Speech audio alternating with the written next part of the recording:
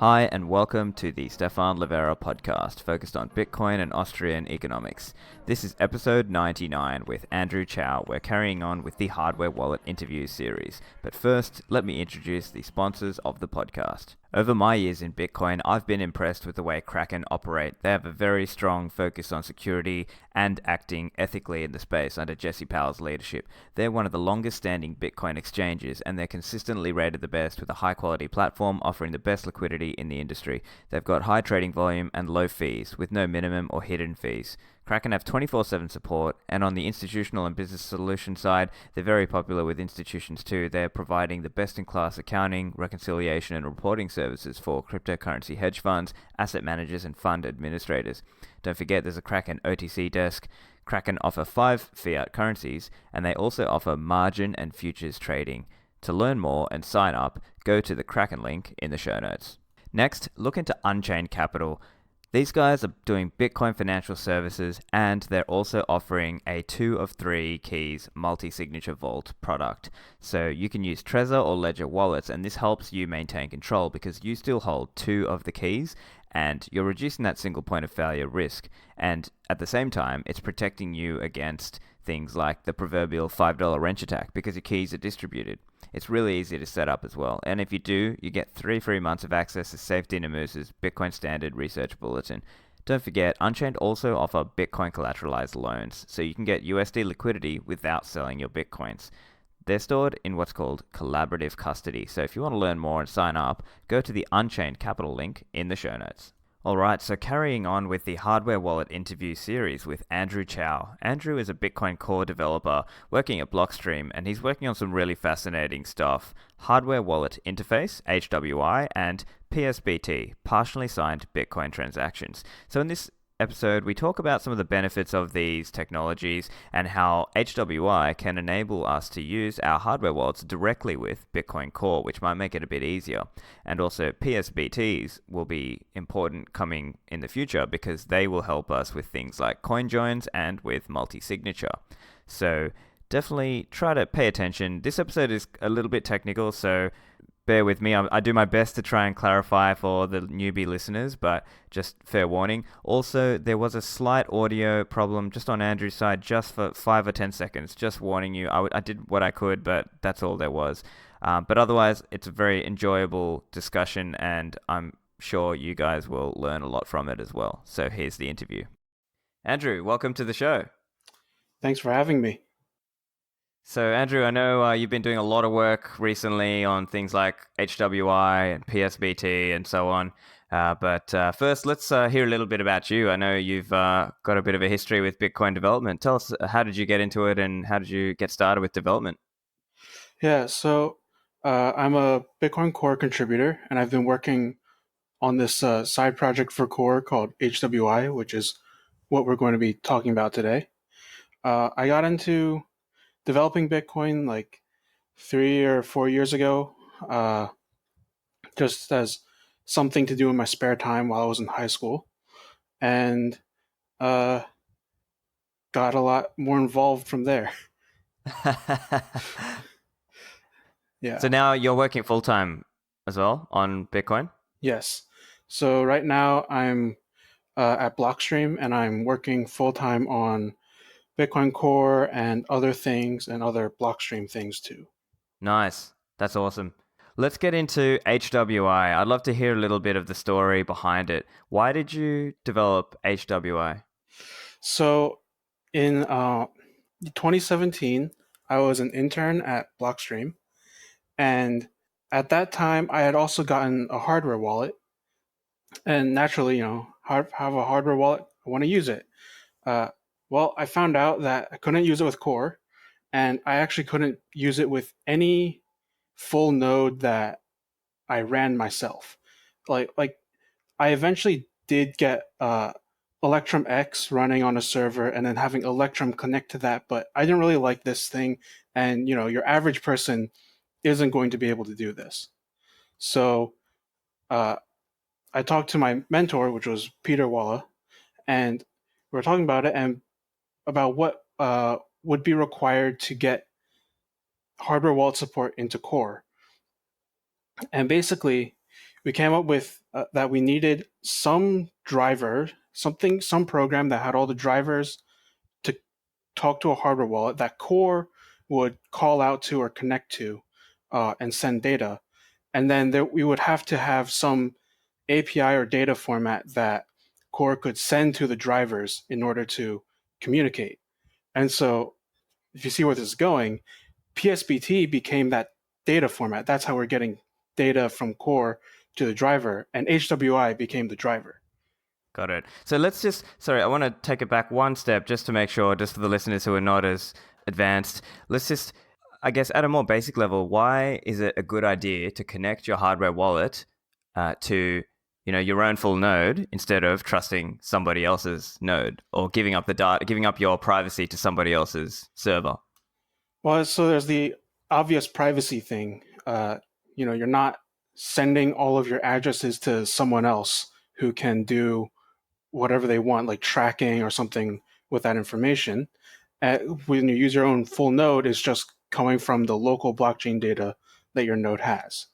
And there's also, a bit of security when you have a full node. You're not trusting someone else to be providing you the correct transactions and the correct blockchain and all that stuff. So it's just better security and privacy wise to be running your own full node, and hardware wallets are a better way to store your keys, and you kind of want to combine them.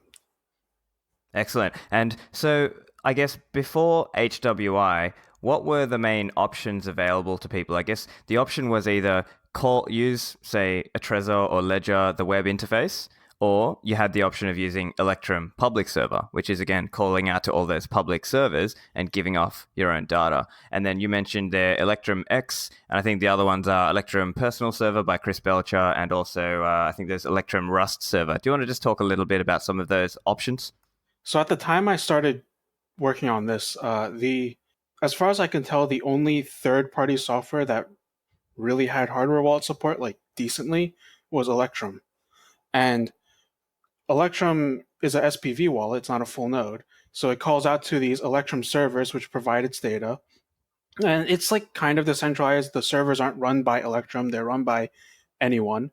And the Electrum wallet will connect to multiple of these servers. But it's still SPV. They can attack you. They can be DDoS, like many have been. And so if you want to have better privacy and security with Electrum, you should run your own Electrum server. The common software for that is Electrum X. And so that's what I was running when I did my original setup with Electrum and Electrum X. At the time, Electrum Personal Server didn't exist yet, or I don't think it existed yet. Belcher hadn't written that, and the Electrum Rust server, I actually didn't hear about until like several months later. So I don't know anything about that one, but all I remember is Google setting up your own Electrum server, and it was just run Electrum X because the original Electrum server was too old and non-performant that it couldn't actually catch up to the blockchain. Oh, wow. I didn't know that, actually. Yeah. So basically, most of the ones that you are calling out to are Electrum X servers, whether that's your own personal one or whether that's like, blockchain spy companies who are running these. Yeah, most people run Electrum X. It's like it's the most widely used and most supported, and it's pretty easy to set up. So that's what I was using for the hardware wallet stuff. And you have to run two different software, and you have to have a server and stuff. It's kind of annoying. Yeah, I see. Yeah, it's a little bit finicky. And so the idea then was HWI would be this working by default if it does eventually get merged into Bitcoin Core, then it would be a more simple process for the user to just double click, install, and sort of off you go. Is that the hope? So the idea is that HWI will be packaged with Bitcoin Core. When you do anything that requires a hardware wallet, Core will call out to HWI, and HWI will do something and return results back to Core. And it all happens in background. The user doesn't notice. It's it would be the same as if we just implemented the drivers directly into core itself, which we don't want to do for security reasons. Hardware wallets are all over USB, and the USB driver stack is really big and is just a major attack surface. So we don't want to have that in core itself in case someone isn't using hardware wallets, they don't need it, but there's this huge vulnerability somewhere in the USB stack, and now they're vulnerable to it. We don't want that. By having this separate program, we completely avoid this issue because it's only active when you're actively using your hardware wallet. That's essentially what HWI enables. It enables people to use their Trezor or their Ledger or whatever hardware wallet or cold card directly with Bitcoin Core. So I think we should unpack that a little bit and start to talk about some of the pieces that make HWI possible. Can you give us a bit of an overview on that? So there's 3-ish components. There's the actual drivers and talking to the device itself. Then there's the API wrapper around that, and then we have PSBT. So the drivers part, that's all for the most part, that's actually provided by the hardware wallet vendors.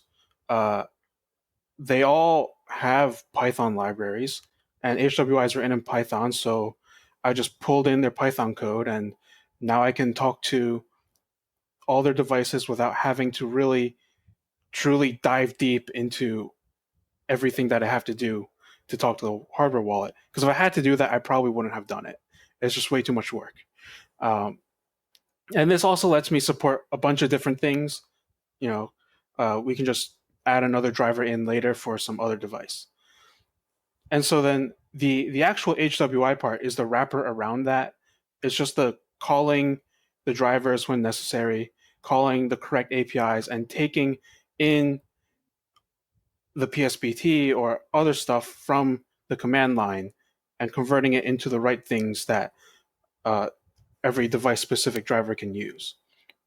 Because they're all different. They all have their own APIs and stuff. HWI is just providing a single unified API to connect to all the devices. And then we have one API to rule them all. Yeah. The nice thing actually is because HWI will be a separate program, if HWI doesn't support a hardware wallet, the vendor can actually just go and write their own version of HWI with support for their hardware wallet, have the same API, and now people can drop in, replace that, and it'll work with that new hardware wallet. And then I won't have to do all the work. Very nice. Yeah.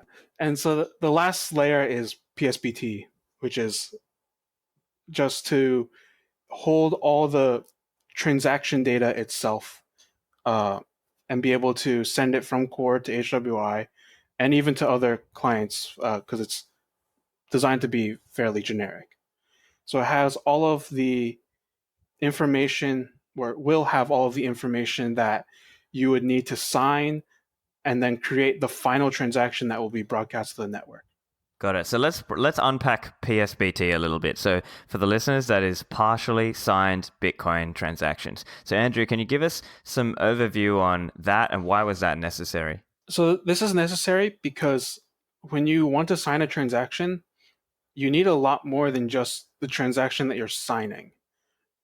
So you need, for example, for a transaction that spends like a P2SH script, like Multi-Sig, you need to know the script that you're going to put in that final transaction. And if you don't already know it, the transaction that you're signing isn't going to have it for you. So for hardware wallets, they don't know what this is. You have to tell it to them. And same with offline signers, they have to be told what the script that they're going to be signing is.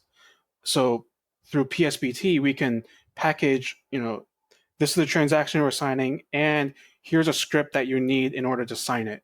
Package them all together so it's now one large data blob that we can send off instead of having to have multiple pieces that need to be sent. So if you if you look at Bitcoin Core's sign raw transaction thing, it's if Bitcoin Core doesn't know the scripts, the API is awful to use. It's JSON, and then you have to like JSON itself is annoying to make sure you get all the brackets and quotes correct, and it's really easy to screw up. And it's also not super universal. The raw transaction format itself isn't the same in Electrum or like Armory. All three of them have different transaction formats for stuff that aren't signed yet, for transactions that haven't been signed yet. And they're all incompatible with each other. So if you want to also use like, say, do a multi-sig between Core and Electrum because you're paranoid, you're going to have a hard time making sure that both Core and Electrum can sign the transaction because they don't share the same format. And the idea behind like having a BIP behind PSBT is that people will actually use it, and now we can have these different clients be able to sign transactions with each other. Got it. So look, let me just try and break a little bit of that down and make sure my understanding is correct as well. So what we're talking about here is hardware wallets are in some sense, they're quote unquote dumb. They're not connected to the network, so they don't know some of what's going on. And part of the complexity of what's going on is when you spend a Bitcoin transaction, every transaction has certain inputs that go into the outputs. And in order to unlock, if you will, or be able to spend those inputs, you need to satisfy the encumbrance or the locking script placed upon that input. And that's what you're getting at there, as I understand, with the signature and basically the device which holds the private keys to be able to sign that. It doesn't know what script type, and that's what you're getting at there. That this the PSBT rather, is like a format for different Bitcoin software to interact with the hardware wallet and tell the hardware wallet, hey, my Trezor, I need you to sign X, Y, and Z, and it is this type of script, and I need this kind of, these are the addresses that I need you to spend into. Is that more or less right? Yeah. Yeah. So hardware wallets actually need to know even more than just the scripts. So the script is actually it's necessary in signing because it's signed. It is actually signed over. That's part of the message that is signed. But also a hardware wallet needs to know what to sign with, because the hardware wallet isn't going to store every single possible key it could generate. That would be something on an order of like billions or trillions of keys, and they just don't have the memory for that. Instead, you need to tell it like sign with the key at the derivation path M44 something something. And so PSBT has another field that says, this pub key is derived at this derivation path. So now HWI or something else can go tell the hardware wallet, hey, go sign with this derivation path. So it has that too, which is like, you don't really need this in order to sign, but hardware wallets really do need this in order to sign. So like other software, like Core actually just completely ignores this field because it stores keys locally and it'll just look them up if it can. It doesn't derive keys on as it signs. Okay, got it. So let's try and break this down a little bit as well. So this is getting into this concept of derivation paths. Now, my understanding on this, and again, correct me if I'm explaining any of this wrong, it's a little bit technical, so I might fluff this part, but my understanding here is you got BIP32. That is known as hierarchical deterministic wallets. And so the idea is you take a seed, and that seed is used to generate what we call a master private key, right? Like your xpriv. And that master private key can in turn be used to generate child keys. And they are like a child private key sitting in that tree underneath your master private key. Mm-hmm. And then under that child private key, you have leafs. And those leafs are what can be used to make addresses, right? Not quite. So you have the master private key, and that can generate child private keys. But then the child private key is also another master private key, and so it can generate its own child private keys. And this just goes ad infinitum. You just Right. keep going down as far as you want. And so each level is like a different step in the derivation path. So if you see like M/44, that means that master key M, and you derive the 44th child, and that's the key at M/44, and you have like another /0. Now, under the 44th child key, you now derive the zeroth, like its zeroth child key, and just keep going down like that. That's how the derivation paths work. Got The it. Okay. indexes are the indexes are a bit weird, and it's just part of the derivation algorithm. It only makes sense if you're reading it. Right, I see. So could you help break that down for us a little bit? So you might have your master private key or a master public key, right? And if you don't want to give off the private key for it, and then so you need the XPub and the derivation path to know, because you might have split accounts sitting underneath that master key, and then so is that where like you said, M/44/0/0. Can you just help outline what are those numbers and what do they mean? So it's like that one of them is the account number and one of them is the... Well, so that's like part of BIP44, which I don't actually totally remember. And that's kind of a someone defined these things, but they're not part of hierarchical whatever BIP32 itself. Yeah, got it. BIP32 is just how you go from a master key to a child key, and then just for simplicity, instead of going directly, like you can only have a single line of keys. It's just a tree, and we stick an index somewhere in that derivation algorithm, and that's what we mean by like zeroth or first, second, third, 44th key, that kind of thing. So there's just the term I, and that is the index, and you just replace that with whatever index you're using.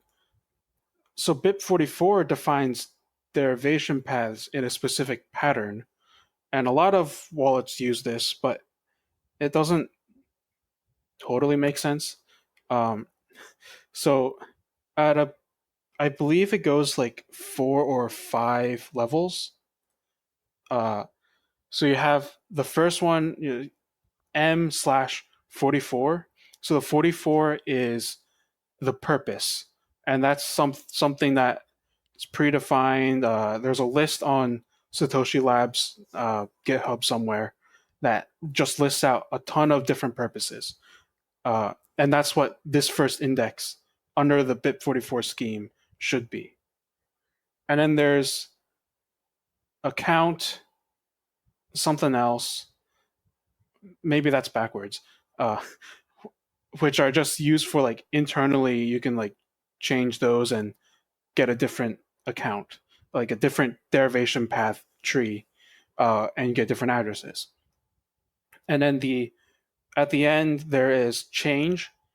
You set a 0 if you want like that derivation path to be for all your receiving addresses, and a 1 for your change addresses.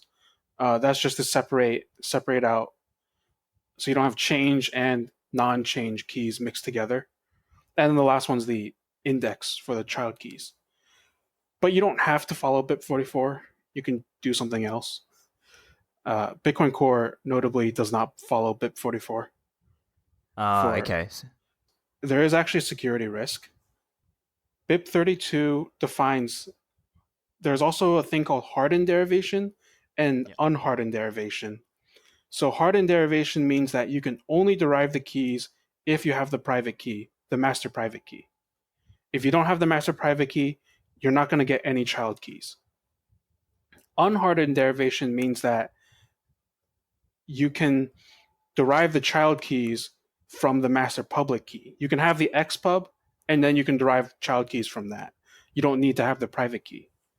So BIP44 does a mix of this. The first three, the purpose, account, and that other thing, are all hardened derivation.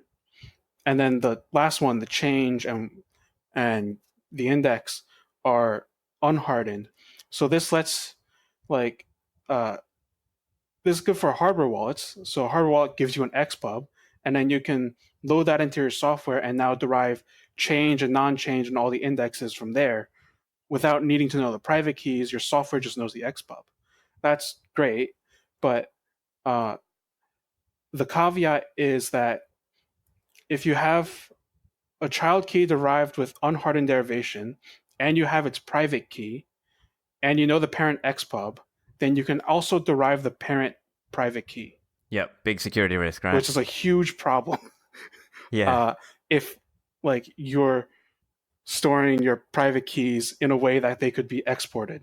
So Bitcoin Core doesn't do this at all because we have dump priv key that just lets you export a private key.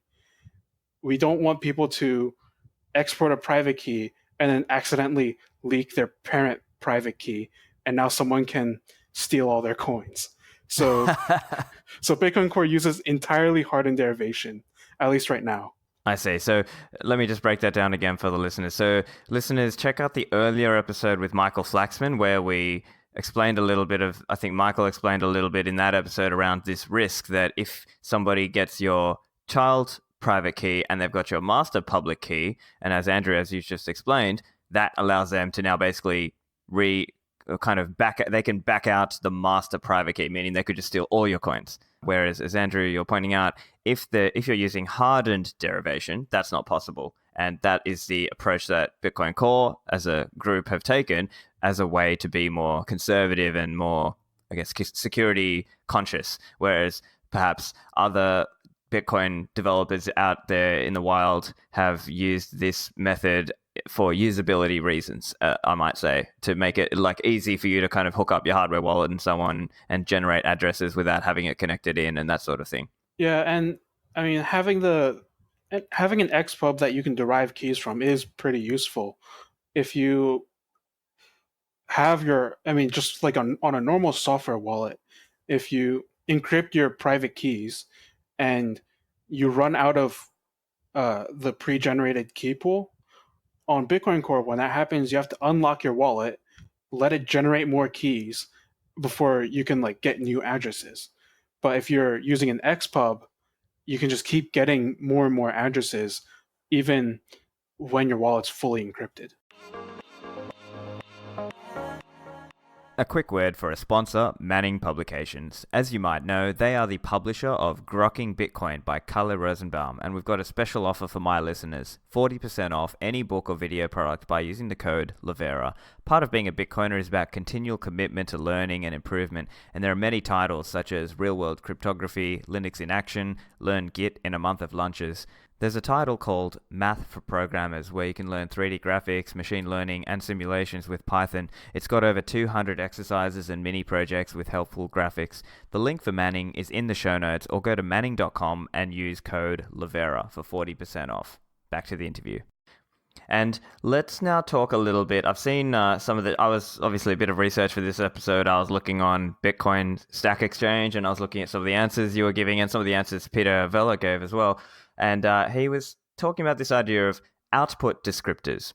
And so as I understand, part of it is there was a little bit of, I think owing to that idea you were talking about there of not having like a standard way of doing these things, people came up with things called on top of the XPub, they had the YPub and the ZPub to generate, say, SegWit or native SegWit addresses.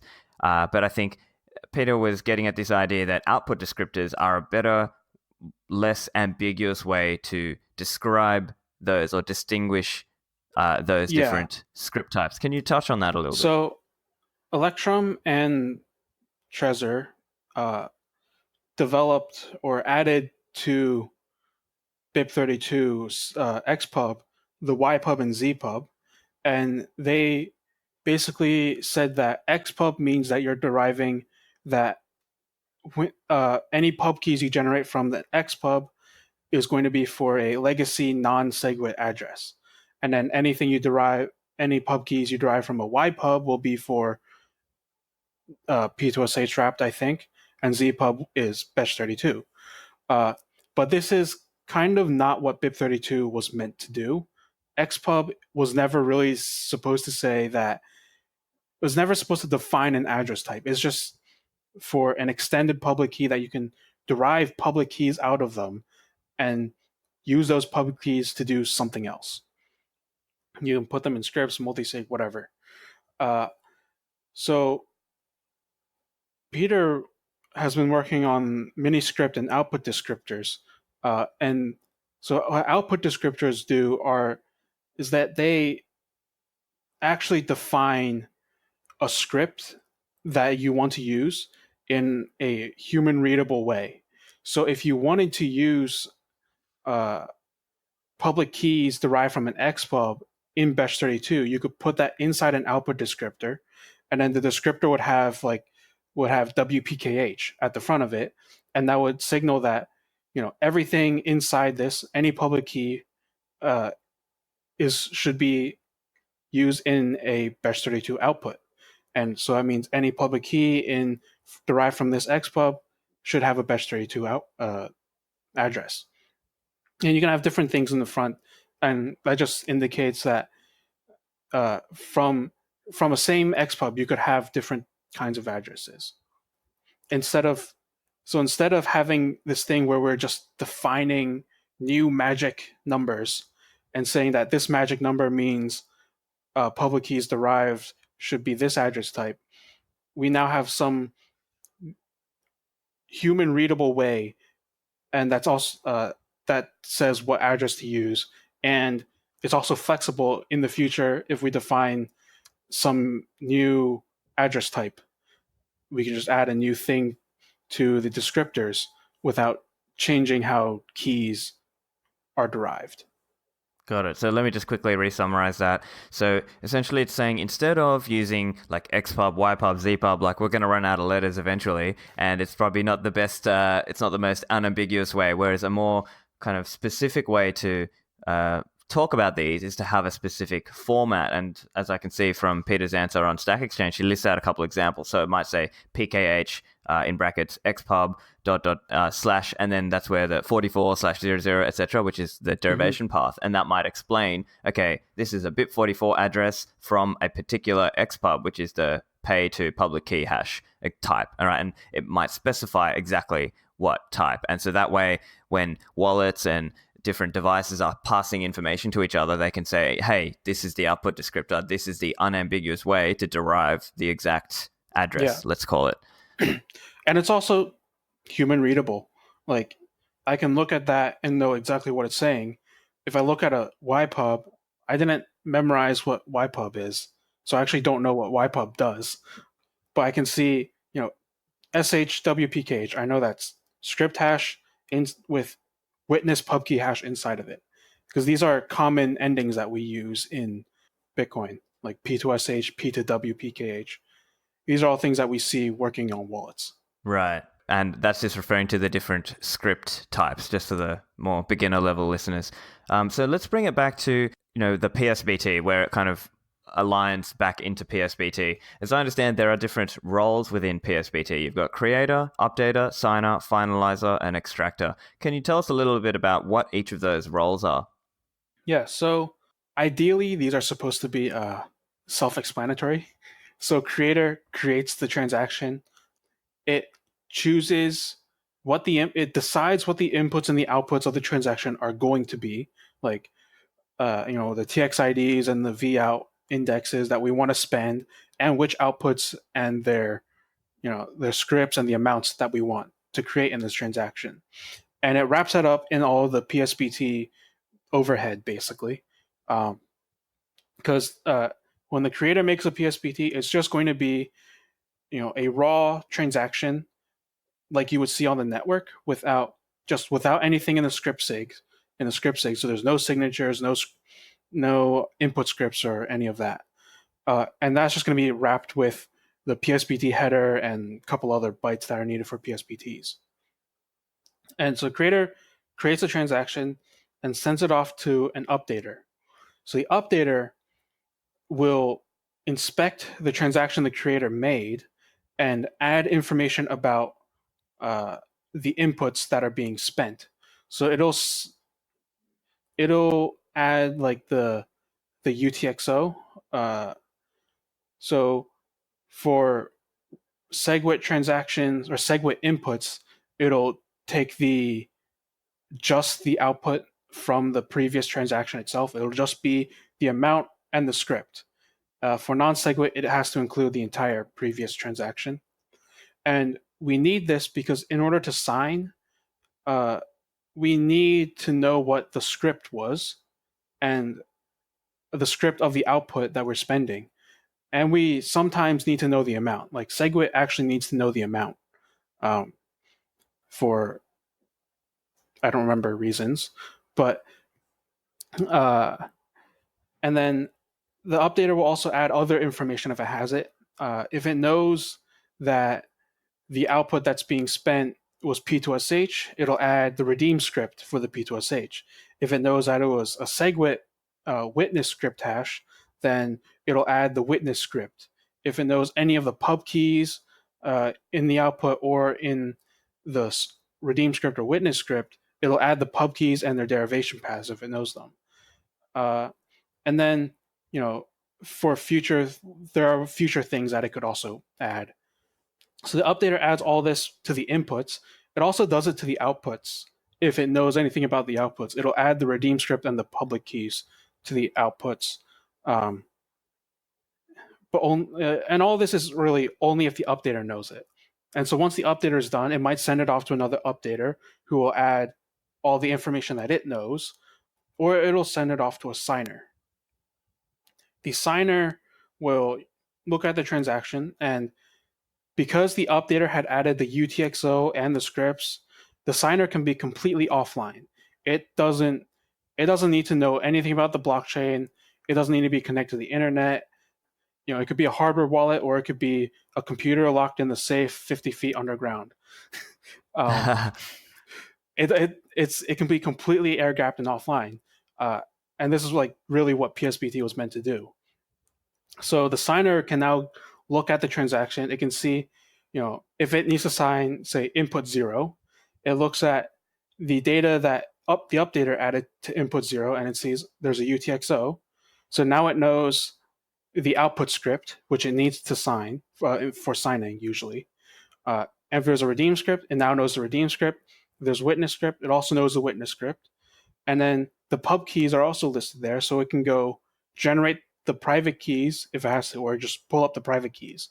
And it knows everything that it needs to do to sign. So it'll, check the transaction, make sure that the user likes it. Like it'll look at because we have all the UTXOs, we know what the transaction fee is going to be, which is useful. Like the user can be like, oh, that transaction fee is too high. I'm not going to sign this transaction. I want a lower transaction fee, or something like that. Or maybe, transaction fee is too low. It's never going to get accepted. So the signer, makes sure that the user likes the transaction, that the money's going where it's supposed to go. The user's receiving their change if they are supposed to get change, and the fee is correct. And then it makes a signature, attaches it to the PSBT, and does that for every input that it can sign for. So once the signer is done, it can send it to another signer if someone else is involved, or it can send it to a finalizer. And the finalizer does a conversion. So the PSBT itself just has a bunch of records in it, but in a final transaction, you don't have just a bunch of records. You have a script in the input. So the finalizer produces that script. It takes the signatures the signers created. It takes the scripts that are already there, and it combines them all together in order to create the script sig or the script witness, and sticks that back into the PSBT so that later these can be put together with the original unsigned transaction to be broadcast. And so that last step is what the extractor does. It takes all the script sigs and script witnesses the finalizer created, sticks them into the unsigned transaction that's at the top of the PSBT, and sends it off to the network. There's actually one more role, and that's the combiner. So in between updater, signer, finalizer, you can also send it off to a combiner, which will just take multiple PSBTs that have different data in the input and output and just combine them all. It throws all the records together as long as the global unsigned transaction is still the same. Ah, okay. Right. One thing, it might be good to just talk through an example flow of a PSBT then. So let's say just a single signature PSBT, and you've got an offline wallet, like a hardware wallet, and a watching only wallet. Could you just talk through what is the flow there? Like, would you create the transaction using Bitcoin Core, or like how would you? Is this like a So CLI thing or actually, a GUI? I'll go through an example. Like this is how I use hardware wallets now with Core. So Bitcoin Core acts as the creator. So the hardware wallet is the signer, and Bitcoin Core is everything else. So first, I would use Bitcoin Core as the creator and create a transaction.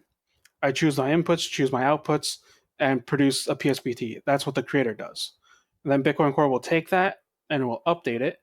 It will pull from its blockchain, from its access to the UTXO set and the blockchain, and fill in all of the UTXO information for all the inputs that I've chosen. And then it'll also add from the wallet the pub key information and the redeem script and witness script. And this is actually all done together as one command of wallet create funded PSBT. It just does everything in the same time. So all you have to do as a user is say which inputs and which outputs, and maybe not even the inputs, because it will do coin selection for you if you don't give enough money. So it makes this PSBT with all the updated information. I copy that, take that to HWI, and just give it the sign TX command and the PSBT. Click all the buttons on my hardware wallet that says like, are you sure you want to send to this address with this amount? Is the transaction fee correct? Click through all the buttons if I like the transaction and nothing had changed it. And HWI gives me another PSBT that has all the signatures in it now. And now I take this back to Bitcoin Core. What I do, finalize PSBT, and this is the finalizer step. It makes all the script sigs and the script witnesses, and it's also the extractor. If Bitcoin Core finds that all the script sigs and all the script witnesses are there, and when it puts it into the transaction is valid, it gives me the final transaction that I can send to the network. So I can copy that and go to send raw transaction and broadcast it. So right now, this is actually how you use HWI with Core, because we haven't fully integrated it yet, and it's just a command line thing. But it's basically like 4 commands, I think. Yeah. So it's wallet create funded PSBT, then sign TX, then finalize PSBT, and send raw transaction. Got it. And I suppose is the hope then, so right now it is all CLI, character interface. Is there a hope that, or a plan that this would then become a GUI? Yeah. Well, the hope is that it'll all happen in the background. So on the CLI, if I just did send to address and I had a hardware wallet that was plugged in, the thing would show up on my hardware wallet and I could click all the buttons there, and then it would magically all happen in the background with just one command. And then same thing for the GUI. When you click send, your hardware wallet is plugged in, a thing will show up, and then it just magically all happens in the background. So that's what we're working towards. Not quite there yet. Yeah, right. And I suppose the other aspect to layer on there is multiple devices and also air gapping. So can we talk to some of that? So maybe let's talk to the air gapping part of it first. So let's say you wanted to export the unsigned transaction onto a micro SD card, or ideally a QR code. Could you talk to that process a little bit and what that might look like? Yeah. So the transaction is just the base 64 string, or the PSBT, and that contains all the PSBT information. Sometimes it's also really big, but you just copy the string. You could put it like in a text file, or you could QR encode it, but QR encoders have a size limit, so you might run into problems there. But it's just a string. Put in a text file, something like that. Put on a flash drive, micro SD, whatever. Take it out to your second computer or other device that has the private keys, and give it the string back. If that's QR codes, yeah, it'll just scan the QR codes and the string will be there, or you just copy it off your text file from the flash drive, and then you do the signing from the PSBT there. Great. And let's talk now about, so talking through that example, but in this case, let's talk about multi-signature. So let's say you've got a 2 of 3 hardware wallet set up or something like that. And, basically we do that same PSBT process as you spoke about. Would the main change be that instead now there would just be 2 signers instead of 1? Is that the main change? Yep, pretty much. Got it. Yeah. There could be 2 updaters also. You could have never mind. Actually, that's a bad example. That works for CoinJoins, not Multi-Sig. Okay, yeah. That's another good example of PSBT as well. In CoinJoins, you would have multiple updaters, and everyone would update their own transaction, and it would all be combined before they all sign it again. But for Multi-Sig, you'd probably have like something where one person has their wallet set up to be watching for all the transactions, and they act as the creator and updater, and they send out the PSBT to the other signers. And the other signers, without having to be watching that Multi-Sig address, or even even have that Multi-Sig address in their wallet, they can just sign the PSBT and send it back to the creator. And the flow is pretty much the same as the air gap one, except instead of giving it to your second computer, you're just giving it to another person. That's about it. Coin joins are also pretty similar.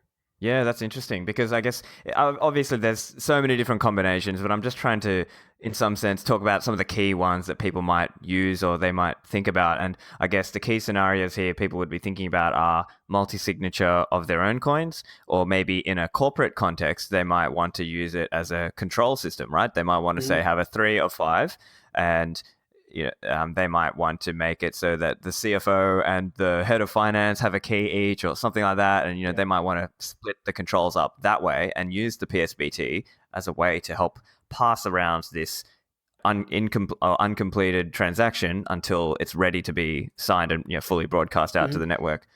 Yeah, and the thing with all these roles and the way that PSBT is designed is that for all these cases, it's almost the same workflow. It's just passing it from one person to the other, and they're doing almost the exact same thing as if it was just their own money and their own transaction, because the software is supposed to handle everything in the background. Yeah, and now let's talk a little bit about some of the problems that we have seen in terms of making multi-signature work nicely, and even for just hardware devices as well. So there is one of the problems or one attack that Michael Flaxman mentioned in my previous interview, which was this idea that at the time you are signing on your hardware device, you're doing, say, a multi-signature transaction, you may not be aware of if your device is signing against your own other devices. So a quick example might be in a 2 of 3 multi-signature setup, you might be faced with the decision to hit accept or reject on your physical device, but you might not know that unbeknownst to you, that transaction might actually, the other co-signers might be your enemy, right? A hacker, rather than your own multi-sig hardware wallets. Yeah. Can you talk a little bit about that problem? So PSBT has, in the outputs, you can also include the scripts, the redeem script and the witness script. So ideally, you would also just look at that and see that, these are the public keys that you're expecting to see and everything's good. There is a problem with like XPubs when you're doing a multi-sig where every address is new because you're deriving new addresses from XPubs that people have provided. And this was the proposed extension that we added recently to PSBT, was that we would include an XPub at the top of the PSBT, and then when you see a public key, you can go and you can try to derive that public key from an XPub in the PSBT, and now you will know whether it's the same, that XPub was used to derive that public key or not, and you can see which XPubs are contributing to the outputs. But the other problem is actually with change detection. So most users don't actually really know about change, and they get scared when they see it because they see their Bitcoins moving to some other address. And if they see this change address being displayed to them by their hardware wallet, they probably won't know what it is, or and might just reject the transaction even though it's perfectly safe. So the problem with change is that if we're not showing the address to the user for them to verify themselves that this is correct, then the hardware wallet needs to do this check itself and decide whether to hide it or to show it. The hardware wallet has to decide if it's safe for the user. And so that was the primary motivation for having the XPub in the PSBT. So the hardware wallet can say, I've signed this input that's multi-sig, and the pub keys in this input were derived from these XPubs. Now, when I go to the outputs and I see, okay, this output has pub keys that are derived from those same XPubs. So, and it has the same threshold number. So now I can assume that this is our change because we have the same people involved and the same number of people need to sign it. So this is reasonably change.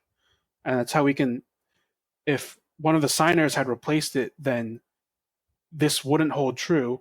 And we decide that this is not change. We're going to tell the user that this is an output instead of hiding it away as change. Right. So let me just summarize that again for the listeners. That might be a bit technical. I'm not sure I fully grasped it myself, but I'm going to try. So when every transaction is crafted, think of it like your UTXO is being kind of melted down and recast, and part of that is you're receiving back some as change.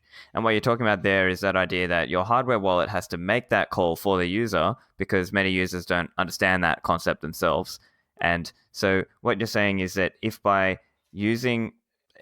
seeing what are the XPubs going into this transaction, we could try to figure out if this is change or not, and then that's when it would be flagged to the user, whether so that the user can know at the time that they're pressing yes or no on their hardware wallet that yes, this is either coming back to me as change because it's my own money, or it's actually a payment to somebody else. Somebody else is going to get the output.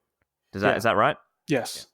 Yeah. And this also happens to only really matter if the threshold, like the number of signers, the number of people that have to sign in this multi-sig is less than or equal to half of the total number of people in the transaction. So like if you have a 2 of 4, this would be a problem. But if you had a 3 of 4, it actually isn't really that big of a problem. And that's because you can actually have a signer policy of, if an output is change, if if one of my keys is in it, I don't really care about who else is signing it, but as long as my key is there and the threshold is, I don't think the threshold actually matters that much, because as long as I'm there and I have control, like I would be able to sign this in the future, then from that standpoint, it's safe. If you had like a 3 of 4 and someone had replaced one of the keys with a second one of their own, and all 3 signers are following the same policy, the third guy, let me think. Yeah. So the third guy would be the guy whose key got replaced would not see his key in there. And so now he knows that this is not change.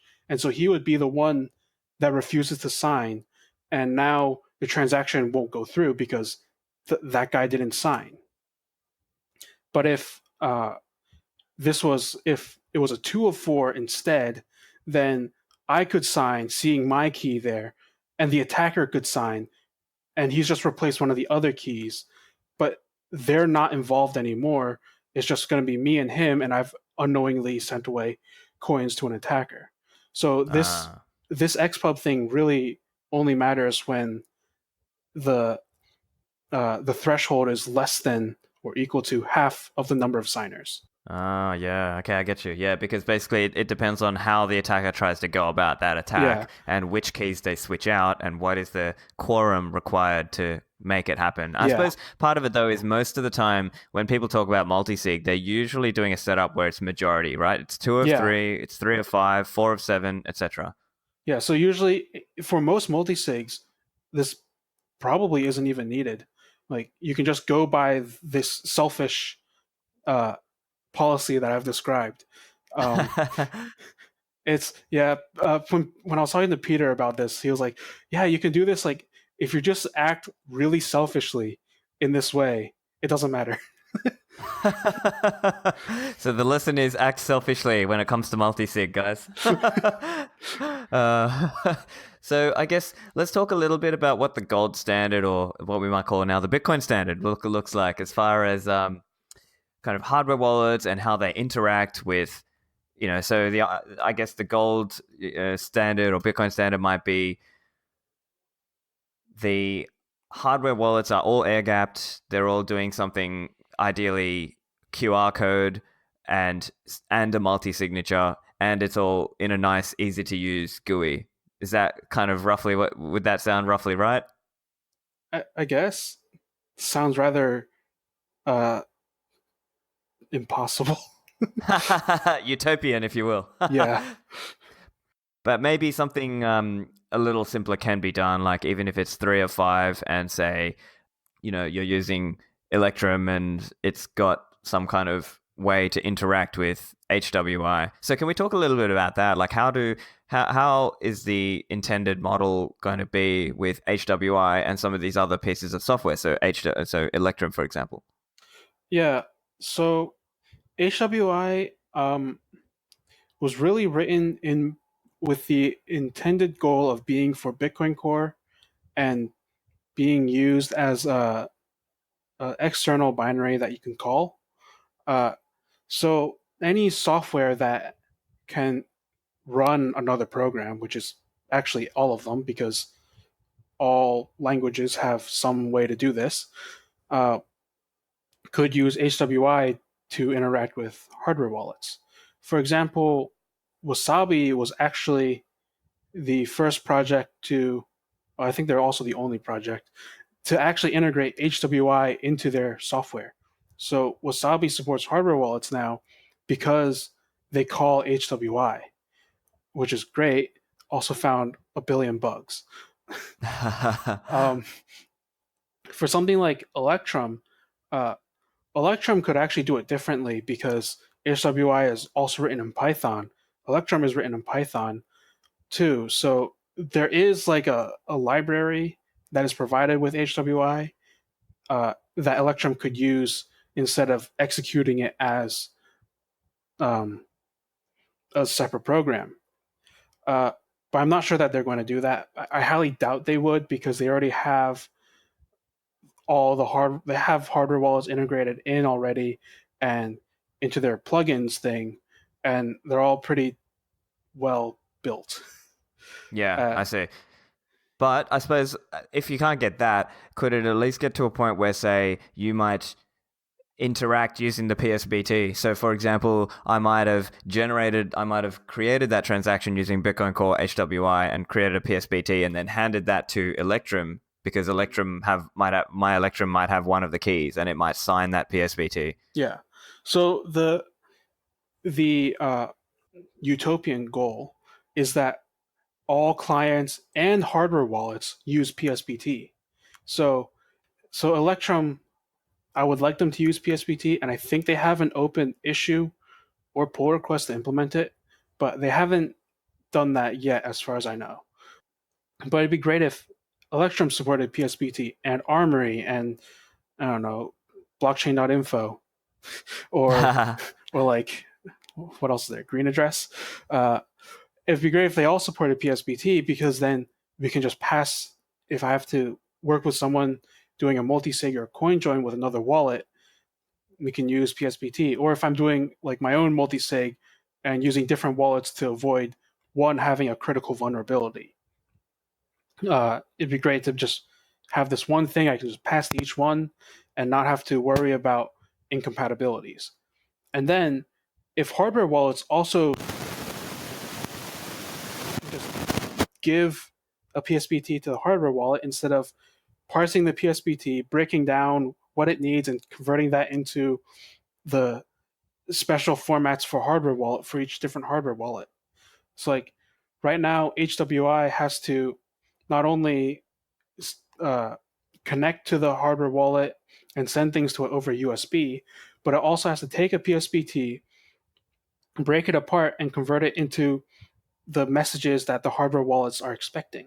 If I can just have HWI pass along the PSBT as one data blob, that'd be great. It's so much less work. And I like how the cold card did that because cold card uses PSBT. So the cold card implementation in HWI is like 20 lines. It's just send over the thing we got over the command line. Do you have any thoughts just generally on hardware wallets and how they are compatibility with HWI and PSBT? What are your thoughts there out of the common hardware wallets? In working on HWI, I found that everyone does everything slightly differently it's just so slightly different that they're almost entirely incompatible with each other. And it also makes the model that we're trying to build with Core and HWI for hardware wallets actually makes that super kind of difficult to work with. So, for example, pin entry. On a ledger, you can enter the pin on the device itself, right? And if you have a Trezor T, you can do the same thing. But if you have a Trezor 1, you can't. You have to plug it into your computer and then type in the pin on the computer, the scrambled pin, and send it to the Trezor. But HWI isn't really designed to do that. We want HWI to be just like I call HWI. It doesn't have to save any state. It doesn't have to save anything, remember anything. And just given the command line parameters, it knows which device to talk to and what to send to it. But if I have to now deal with, when I send this command to the Trezor, it's going to send something back to me and expect me to send something back to it in the same session, which is really annoying to work with because HWI is stateless. It doesn't remember that the last time you called HWI, there was the Trezor wanted a pin. And now I figured out a workaround for it, but it's still I don't like it. And it would be nice if Trezor let you enter the pin on the device. I believe there is an open issue for that. And same thing with the password. All the devices except the Trezor require just have you enter the password on the device. Trezor 1 lets you do that, and Ledger, if you can find the setting for password, lets you have the password on the device. But Trezor, same thing. Trezor 1, same thing with the pin. You have to. It calls back to the computer. User has to enter their password, and it sends it to the device. And this is kind of annoying. Same thing with a pin, but at least with the password, I can prompt the user up front and be like, give me your password in the command line. And so when the Trezor asks for it, I can give it what you entered as your password in the command line. I can't do that for the pin because the pin is a scrambled thing that the user reads off their display. And the digital bitbox also has that issue with the password. But I just found that there's just these different ways that the hardware wallets go about getting like pins and passwords from the user that make trying to do them all in one thing with the same unified API kind of difficult. Yeah, I see. I can understand there's a lot of difficulty there trying to get them all to work together. I suppose my next question would be if you're a listener right now and you're thinking, okay, I want to get multi-signature with, different devices and I want it to be easy in the future, what devices would sort of make sense for that? So for example, as I understand you then, it makes more sense to have the Trezor Model T device rather than the Trezor One if you want that to be part of your multi-sig stack, because in the future that might be easier to kind of make it work with the HWI and the PSBT because you Yeah. can enter the pin on the device. Also, I've considered dropping Trezor One from HWI. Right. So maybe I don't know. So I think right now Ledger is actually supports multi-sig really well, but it's if you consider the discussion we had earlier about change, it actually might not be safe there. You have to be careful.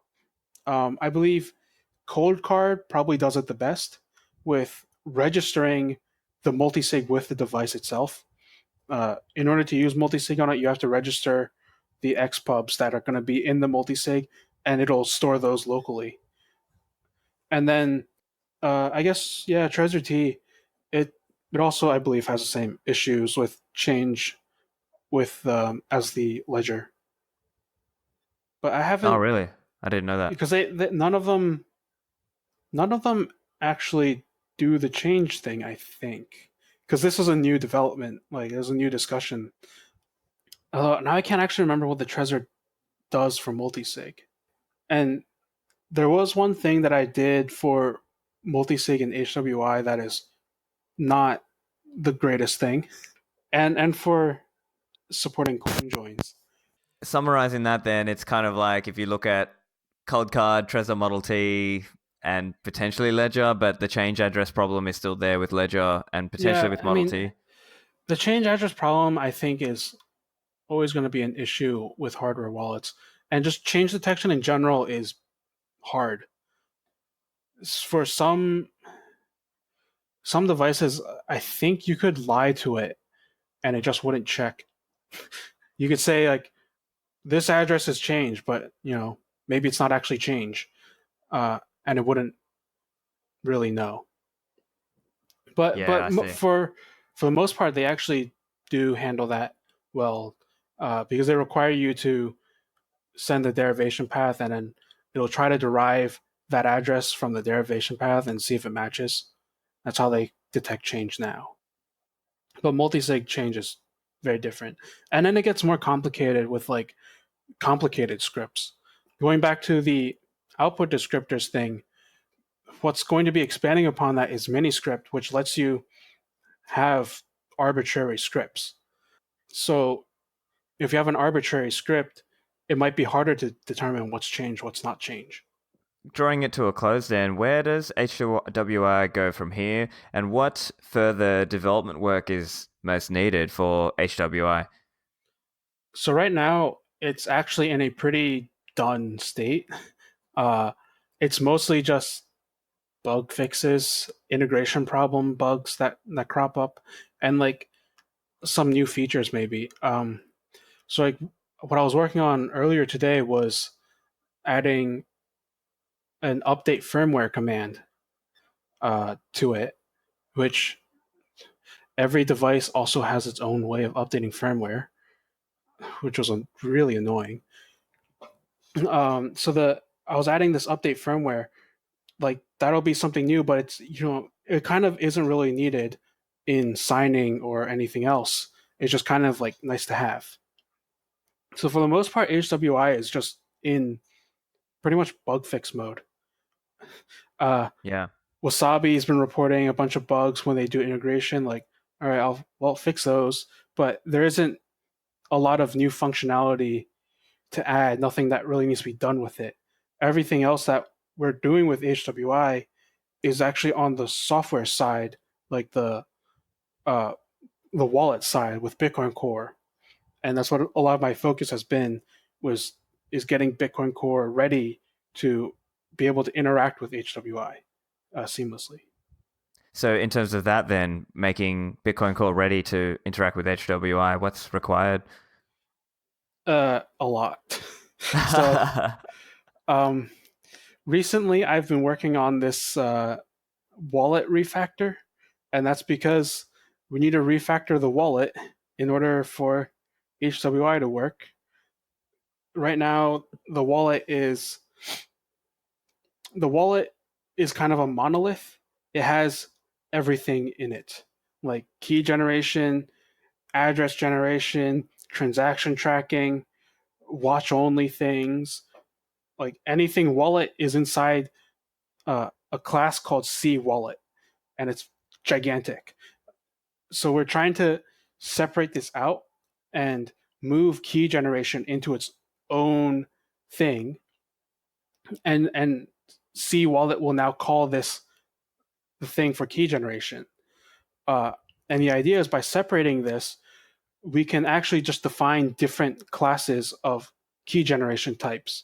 Like we can have keys being generated from the old method of just randomly generating keys, or we have another class that says keys are generated from output descriptors, which is actually the main thing I was trying to get, this key generation with output descriptors. Or we can say, if you have this class, keys are generated from a hardware wallet, and this class now has all the things to interact with a hardware wallet.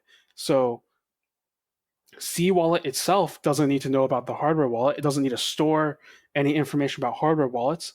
It just knows that if it calls this variable in memory, that thing will do some magic in the background and give it an address or a key. And that thing in the background might be calling out to HWI and getting stuff from a hardware wallet instead. So that's kind of what I've been working on to prepare Bitcoin Core to do hardware wallet stuff. And then Shore's Provost has been working on the GUI and the actual integration of HWI into Core.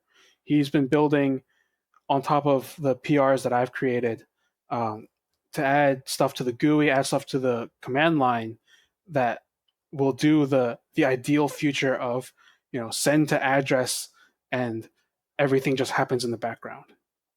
The promised land.